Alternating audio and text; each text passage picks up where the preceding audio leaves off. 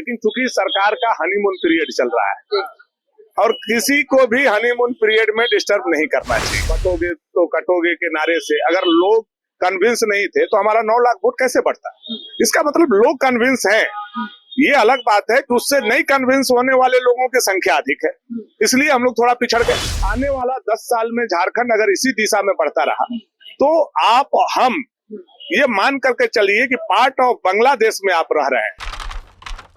नमस्कार, ST news देख रहे हैं आप। हमारे साथ इस वक्त खास बातचीत के लिए पूर्व विधायक भानु प्रताप शाही हैं। उनसे जुड़ते हैं और बातचीत करते हैं। बीजेपी कार्यालय पहुंचे हुए हैं और झारखंड विधानसभा चुनाव में जो बीजेपी के विधायकों के इस बार हार हुई है उनकी समीक्षा बैठक की जा रही थी। तो ऐसे में हमारे साथ खास बातचीत के लिए भानु प्रताप शाही, उनसे जानते हैं कि बैठक हुई, जो हार हुई है उसकी समीक्षा बैठक की जा रही है। क्या लगता है कहाँ चूक रह गई? कोई ना कोई तो चूक रही होगी ना, तभी तो हम लोग अधिक वोट ला करके भी हार जाना, कहीं ना कहीं हम लोगों का समीकरण में चूक हुआ। हम लोग विरोध को, विपक्ष को समझ नहीं पाए, या हम लोगों से 2 कदम रणनीति में वो लोग आगे निकले। इसलिए जहां जहां कमियां रही हैं हम लोगों को, तो हम लोग उसको टास्क समझ करके आने वाला 5 साल में लीकेज को बंद करेंगे, दूर करेंगे और जनता के दिल में और ज्यादा गहरा छाप कैसे छोड़ सकते हैं उस पर हम लोग काम करेंगे। क्या लगता है आप लोग जमीन से नहीं जुड़ पाए? जो जनता के मुद्दे थे उनसे जुड़ नहीं पाए। जो घुसपैठ का मुद्दा था, डेमोग्राफी का मुद्दा था, एक रहोगे तो सेफ रहोगे, बटोगे कटोगे जैसे नारों से क्या बीजेपी को नुकसान हुआ? इस बात को हम कैसे मान लें?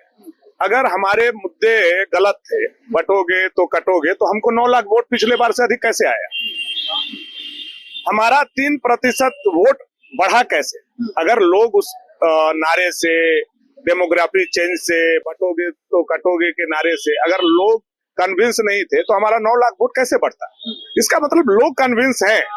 ये अलग बात है कि उससे नहीं कन्विंस होने वाले लोगों की संख्या अधिक है, इसलिए हम लोग थोड़ा पिछड़ गए। लेकिन धीरे धीरे ही सही लोग कन्विंस होंगे।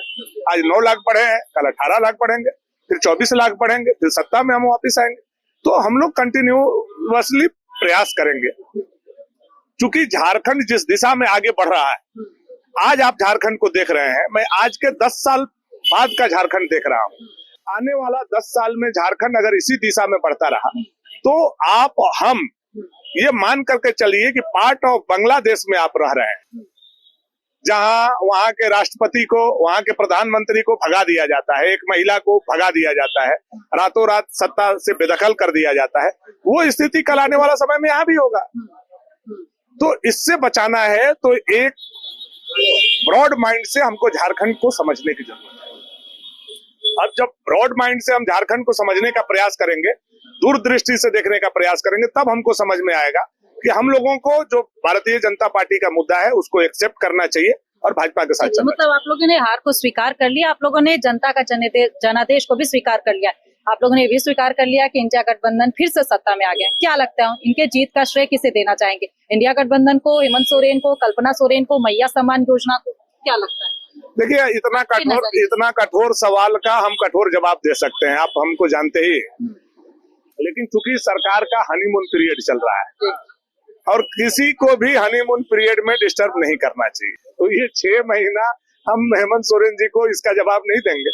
6 महीना बाद हम लोग इसका मंत्रिमंडल का विस्तार भी नहीं हो पाया है अब तक, क्या लग रहा है? मेरे मित्र इरफान अंसारी जी को लेकर के मुझे चिंता है। उन्हें भी आलमगीर आलम साहब उनको मंत्री बनने देंगे कि नहीं बनने देंगे, मैं तो चाहता हूं कि उनको बनाया जाए। भाग्यशाली आदमी है कि हमारे जैसे लोगों को नहीं आना, हमारी पार्टी को सत्ता में नहीं आना, नहीं तो आज घर से वो बेदखल होते, आज उनके घर पर बुलडोजर चल चुका होता।